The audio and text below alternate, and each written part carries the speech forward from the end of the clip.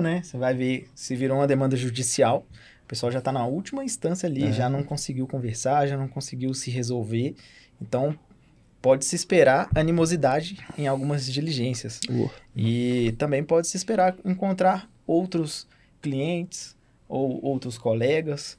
E a pergunta vai nesse sentido. Você considera um desafio também conflitos de interesse em demandas judiciais? Ah, com certeza, tem que ter.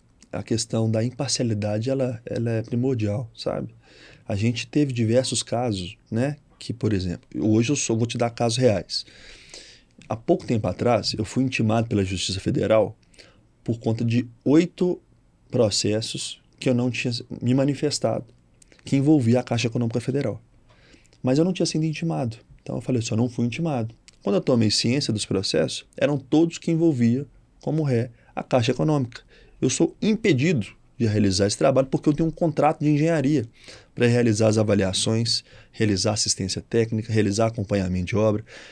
Eu não posso, né, misturar, atender aí os dois lados da história. Então a gente sempre faz uma petição ali agradecendo, explicando ali o impedimento, né, sobre esse tipo de demanda, e isso é bem aceito. Muito pelo contrário, a gente tem que fazer isso, né? Isso pode acontecer não só para empresas grandes igual essa, mas, por exemplo, você pode amanhã ser nomeado com uma perícia de um amigo pessoal que frequenta a sua casa, e a gente também tem que, né? Eu acho que é até bom, de certa maneira, porque a gente tendo essa noção, às vezes a outra parte não tem, e às vezes a gente tem que atuar como técnico, sempre fundamentando, a perícia às vezes não vai na direção que a pessoa gostaria, que ela achava que era certo, você acaba perdendo um amigo também. Então eu sempre falo assim, o melhor dos casos é ter essa postura de saber aquilo que a gente pode fazer, aquilo que não pode, e seguir a vida.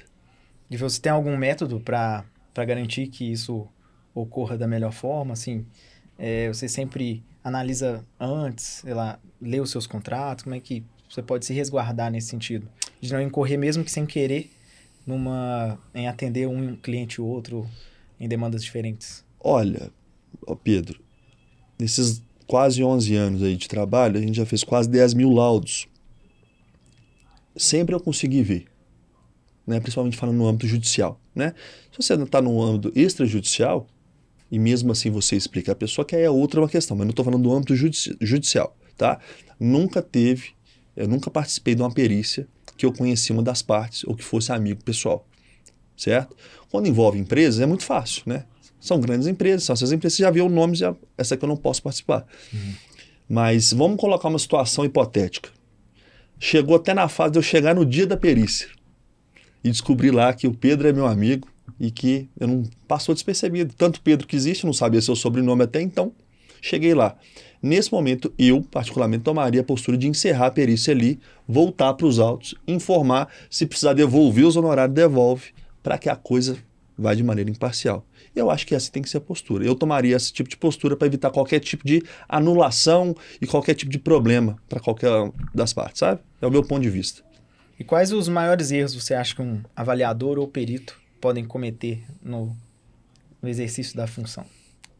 Olha, eu sempre falo que assim, eu estou aprendendo isso com o tempo. Foi o que o Luiz comentou. Se a gente tiver pessoas e a pessoa tiver a humildade de poder perguntar, de correr atrás da informação, isso você consegue reduzir de uma maneira muito grande esse tipo de erro, né? A gente não sabe, a gente não nasce sabendo tudo e morre também sem saber tudo. Mas, por exemplo, vou dar casos práticos, tá? Que já aconteceu, eu já vi, eu já cometi e que a gente vai aprendendo com o tempo. Avaliações de imóveis que às vezes com comparativo não servia tanto para aquele tipo de comparativo. Por exemplo, você tem um apartamento de 500 metros, você não tem elemento, às vezes você pega um apartamento muito menor, uma questão que não é tão comparável. E você tem outras metodologias para realizar essas avaliações. Então, eu acho que quando você tem, vamos falar do âmbito judicial, você tem um assistente bom de um lado, outro assistente bom do outro. Você pode, antes de finalizar o trabalho, levar para conhecimento deles, falar assim, vocês poderiam opinar, vocês têm aqui algo a agregar para esse tipo de trabalho? Como é que vocês gostariam que... Para evitar até o esclarecimento depois. Você está entendendo? Então, assim, se a gente tiver essa base, eu acho que a gente pode minimizar muito mais isso. Nas perícias, é a mesma questão. é conversar com os colegas, é tentar trazer ele de maneira bem fundamentada os trabalhos para reduzir esses erros, né? Queria aproveitar aqui a oportunidade e nós iniciamos uma fala sobre a diferença da perícia para a avaliação, o que é uma perícia, o que é uma avaliação. Mas eu queria abrir um parênteses no nosso programa, inclusive depois nós vamos cortar essa fala, que é algo que não está no script, mas nós vamos cortá-la e divulgar, que eu acho extremamente valioso esse bate-papo sobre esse assunto, que está fora do nosso contexto, mas está dentro do nosso assunto. Há uma diferença muito grande entre um relatório técnico e uma assistência técnica judiciária. Os clientes, o mercado precisa começar a entender que quando você faz um relatório é um trabalho. A assistência técnica dentro da justiça é outra atividade. Isso então justifica honorários separados, honorários diferentes, porque são duas frentes de trabalho. Nós fomos procurados essa semana com uma fala do advogado, que é um nobre colega de profissão, sobre a importância da contratação da nossa figura como assistente técnico num pleito em que nós fizemos um relatório há 3 anos atrás que gerou e instaurou o início de um processo. Só que a fala do advogado, que é o nosso parceiro, que é o nosso cliente, foi muito infeliz, porque ele utilizou o termo de que, você já o contratou? Então chame-o para fazer a vistoria no dia da perícia para ele ser o assistente técnico, mas existe um trabalho de assistência técnica. O que é um trabalho de assistência técnica? E eu acho que por isso que dá a importância do corte desse vídeo depois. Ninguém vai para uma prova sem estudar. Ninguém que estuda aparece numa sala de aula sem entender toda a matéria ou pelo menos lendo o primeiro capítulo de uma matéria. Então, quando você faz um relatório técnico há 3 anos atrás, você está abrindo um nexo causal, você está abrindo um conflito, você está legitimando tecnicamente uma situação anormal dentro de um contexto que seja por manifestações patológicas, por erros construtivos, ou criando um nexo causal unilateral de contratação, mas imparcial, isso também precisa ficar claro, né? Dentro de um contexto de causalidade, ou seja, culpabilidade. A partir do momento que você elabora a sua peça técnica, dali em diante gera-se várias coisas que nós não sabemos o que aconteceu da entrega do relatório para frente. Notificou extrajudicialmente, que é o rito comum, notifica extrajudicialmente a parte interessada, ela contranotifica, ela contrata um contralaudo, faz um contralaudo da sua peça, aquilo não entra num comum acordo que instaura um processo judicial. Depois tem várias falas jurídicas dentro do processo que não são técnicas, mas são jurídicas em cima de uma técnica que você disse lá atrás. Até chegar 3 anos, 4 anos, 5 anos depois, na necessidade de indicar um assistente técnico porque o juiz pediu uma perícia ou as partes pediram uma perícia. Pronto, nós chegamos nesse momento. Então, desse momento em diante, eu tenho 5 anos do que eu não sei mais o que aconteceu depois do meu ato pericial.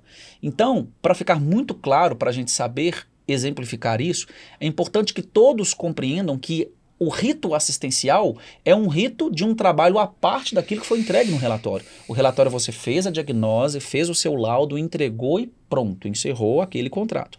Quando você vai ser assistente técnico, a primeira coisa que você precisa de fazer como assistente técnico é ler aquilo que você fez e ler todo o processo, fazer suas anotações, criar uma timeline, uma linha do tempo e depois formular os quesitos em cima daquilo que aconteceu na linha do tempo. Aí você tem a primeira fala técnica, que é a fase da anamnese. Análise do processo, diagnose de tudo que aconteceu. Lógico que você tem que ler o seu relatório que foi feito há 5 anos atrás, então muita coisa você passou por esses 5 anos. Depois você fez a anamnese do processo, fez suas anotações, formulou os quesitos, entregou para o advogado, peticionou em processo, indicou o seu nome. Fora do trabalho, nós já temos a responsabilidade técnica como assistentes, porque nós emitimos uma RT como assistente técnico, está em processo. Então nós temos a anotação de responsabilidade técnica sobre a matéria de assistência técnica, em que depois que você formulou os quesitos, a parte de lá também vai formular os quesitos, porque todo o processo é composto por autor e réu, e com isso você chega dentro do processo, então, com quesitos, com perguntas. E aí tem a perícia, você tem que ir na perícia como assistente técnico para receber o perito oficial. E você chega na fase mais importante, que é o que o André acabou de falar, que é o diálogo dos assistentes com o perito. É naquele momento que os peritos, tecnicamente, eles irão expor o seu ponto de vista técnico, o que foi o ponto de conflito, onde que chegou até então. E o trabalho não acaba por aí. Depois você ainda tem um diálogo constante com o perito, em que o perito te solicita documentos complementares, que tem esclarecimentos sobre o processo construtivo, executivo e coisa e tal. E depois ainda vem o laudo pericial, que nós temos que dar um parecer sobre o laudo do perito, concordando em parte ou discordando, ou solicitando quesitos complementares e suplementares. E só se não houver mais nada que se encerra-se a sua figura como perito assistencial. É isso mesmo? É isso mesmo. Correto. Corretíssimo. Como se diz, cirúrgico. É.